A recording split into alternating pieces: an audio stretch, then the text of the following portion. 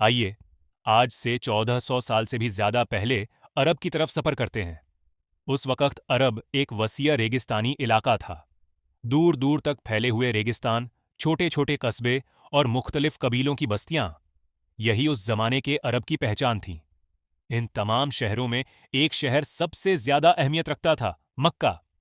مکہ چاروں طرف پہاڑوں اور ریگستان سے گھرا ہوا تھا، لیکن اس کی اصلی اہمیت اس کی تجارت نہیں بلکہ کعبہ تھا۔ کعبہ صدیوں سے ایک مقدس عبادت گاہ کے طور پر جانا جاتا تھا۔ دور دراز کے علاقوں سے لوگ یہاں آتے تھے اور اسے ایک مقدس مقام سمجھتے تھے۔ اسی شہر میں تقریباً 570 میں ایک بچے کی پیدائش ہوئی۔ وہ تھے حضرت محمد صلی اللہ علیہ وسلم۔ ان کی پیدائش انسانی تاریخ کے سب سے عظیم تبدیلیوں میں سے ایک کی شروعات بننے والی تھی۔ لیکن اسلام کیسے شروع ہوا، اسے سمجھنے سے پہلے ہمیں اس دنیا کو سمجھنا ہوگا جس میں حضرت محمد صلی اللہ علیہ وسلم نے آنکھ کھولی۔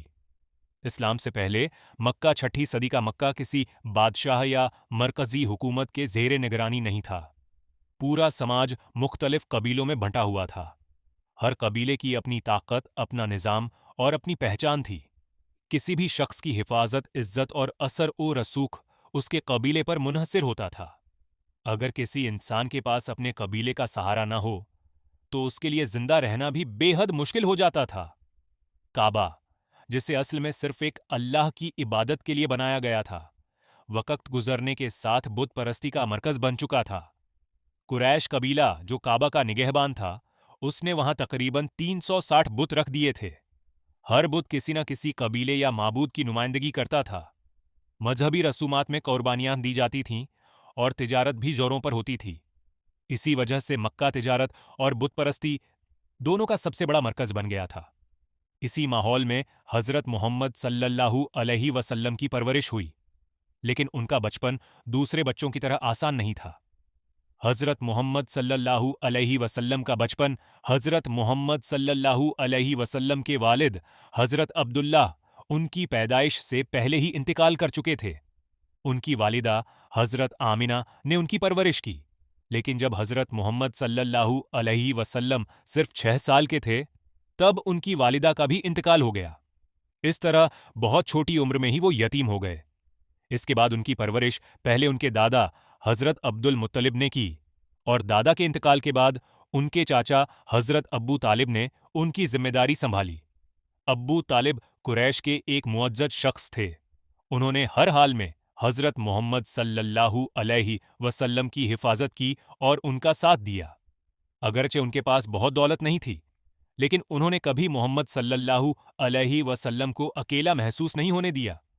کم عمر سے ہی حضرت محمد صلی اللہ علیہ وسلم محنت کرنے لگے۔ انہوں نے مکہ کے آس پاس کی پہاڑیوں میں بھیڑیں چرائیں۔ بعد میں وہ تجارت سے جڑے اور قافلوں کے ساتھ عرب اور اس کے باہر تک سفر کرنے لگے۔ اپنی دیانتداری، سچائی اور بہترین اخلاق کی وجہ سے بہت جلد لوگ انہیں 2 لقبوں سے پکارنے لگے: الامین یعنی امانت دار، اور الصادق یعنی سچے۔ لوگ اپنی سب سے قیمتی امانتیں بھی ان کے پاس بے فکر ہو کر رکھ دیتے تھے۔ انہیں پورا یقین تھا کہ محمد صلی اللہ علیہ وسلم کبھی خیانت نہیں کریں گے اور ہمیشہ سچ بولیں گے۔ اسی دوران انہوں نے ایک دولت مند اور معزز تاجرہ حضرت خدیجہ رضی اللہ عنہا کے لیے تجارت کا کام کیا۔ ان کے اخلاق، دیانتداری اور قابلیت سے متاثر ہو کر حضرت خدیجہ رضی اللہ عنہا نے ان سے نکاح کی پیشکش کی۔ یہ نکاح محبت، اعتماد اور وفاداری کی ایک بہترین مثال بنا۔ آنے والے سب سے مشکل دنوں میں حضرت خدیجہ رضی اللہ عنہا حضرت محمد صلی اللہ علیہ وسلم کی سب سے بڑی مددگار اور ہمسفر ثابت ہوئیں۔ اگرچہ حضرت محمد صلی اللہ علیہ وسلم ایک کامیاب تاجر بن چکے تھے، لیکن ان کے دل کو اپنے آس پاس پھیلی بت پرستی، ظلم اور ناانصافی کبھی پسند نہیں آئی۔ ہر سال رمضان کے مہینے میں وہ مکہ سے باہر ایک پہاڑ پر موجود غار ہرا میں چلے جاتے۔ وہاں وہ تنہائی میں بیٹھ کر اللہ کی عبادت کرتے، غور و فکر کرتے اور اپنے رب سے قرب حاصل کرنے کی کوشش کرتے۔ پھر ایک رات ایک ایسا واقعہ پیش آیا جس نے انسانی تاریخ ہمیشہ کے لیے بدل دی۔ غار کے اندر اچانک فرشتہ حضرت جبریل علیہ السلام ان کے سامنے آئے۔ انہوں نے فرمایا: اقرا، यानी पढ़ो। हजरत मोहम्मद सल्लल्लाहु अलैहि वसल्लम ने अर्ज किया, मैं पढ़ नहीं सकता। फरिश्ते ने फिर फरमाया, इक्रा, लेकिन उन्होंने फिर वही जवाब दिया।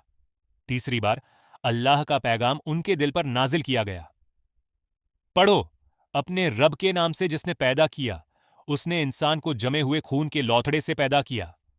पढ़ो, और तुम्हारा रब सबसे ज्यादा करम करने वाला है, जिसने कलम के जरिए इल्म सिखाया, इंसान को वो सिखाया जो वो नहीं जानता था। सूरह अल-अलका आयत 1 से 5। यही कुरान की सबसे पहली वही थी। इस अजीम मंजर के बाद हजरत मोहम्मद सल्लल्लाहु अलैहि वसल्लम बेहद घबरा गए। वो फौरन अपने घर लौटे और फरमाया, मुझे चादर ओढ़ा दो, मुझे चादर ओढ़ा दो। हजरत खदीजा रजियल्लाहु अन्हा ने उन्हें तसल्ली दी, उनका हौसला बढ़ाया और कहा, अल्लाह हरगिज आपको रुसवा नहीं करेगा। आप रिश्तेदारों का हक अदा करते हैं, गरीबों की मदद करते हैं, सच बोलते हैं और हमेशा भलाई का साथ देते हैं। इसके बाद हजरत खदीजा रजियल्लाहु अन्हा उन्हें अपने रिश्तेदार वर्का बिन नौफल के पास ले गईं।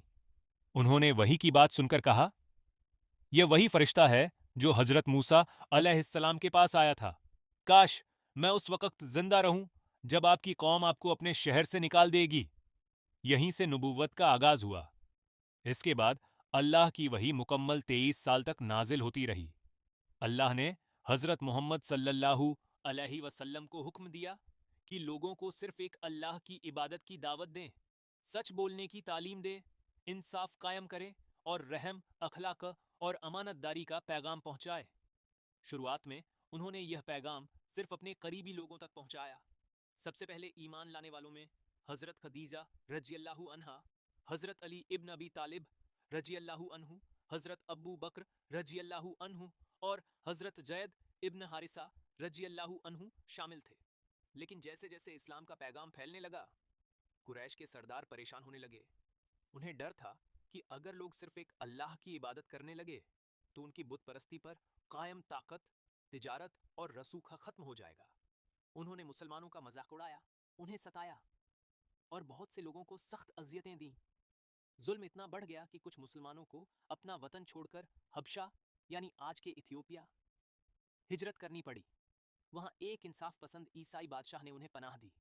लेकिन हजरत मोहम्मद सल्लल्लाहु अलैहि वसल्लम की आजमाइशें अभी खत्म नहीं हुई थीं। नबूवत के सफर में एक ऐसा दौर भी आया जिसने हजरत मोहम्मद सल्लल्लाहु अलैहि वसल्लम को गहरे गम में डाल दिया। बहुत ही कम अरसे के अंदर उनकी सबसे बड़ी मददगार और अहलिया हजरत खदीजा रजियल्लाहु अन्हा का इंतकाल हो गया। इसके कुछ ही समय बाद उनके चचा और मुहाफिज हजरत अब्बू तालिब भी इस दुनिया से रुखसत हो गए। इन दोनों बड़ी नुकसानात की वजह से यह साल आमुल हुज़्न यानी गम का साल कहलाया। इसी मुश्किल दौर में अल्लाह ताला ने अपने नबी सल्लल्लाहु अलैहि वसल्लम को एक अजीम मुजज़ा अता फरमाया, जिसे अल इसरा वल मिराज कहा जाता है। फरिश्ता हजरत जिब्रील अलैहिस्सलाम उन्हें अल बुराक नामी सवारी पर मक्का से बैतुल मक़दिस यरूशलम ले गए। वहां हजरत मोहम्मद सल्लल्लाहु अलैहि वसल्लम ने तमाम अंबिया अलैहिमुस्सलाम की इमामत फरमाई। इसके बाद उन्हें आसमानों की तरफ बुलंद किया गया, जहां उन्होंने मुख्तलिफ अंबिया से मुलाकात की और अल्लाह के हुक्म से उम्मत के लिए 5 वक़्त की नमाज फर्ज की गई। यह सफर उनके ईमान और हिम्मत को और भी मजबूत करने वाला साबित हुआ। उधर मक्का में मुसलमानों पर जुल्म बढ़ता जा रहा था। इसी दौरान यस्रिब के कुछ लोगों ने हजरत मोहम्मद सल्लल्लाहु अलैहि वसल्लम को अपने शहर आने की दावत दी ताकि वो उनके रहनुमा और फैसला करने वाले बन सके। धीरे धीरे मुसलमान यस्रिब हिजरत करने लगे। आखिरकार अल्लाह के हुक्म से हजरत मोहम्मद सल्लल्लाहु अलैहि वसल्लम ने भी हिजरत का इरादा किया।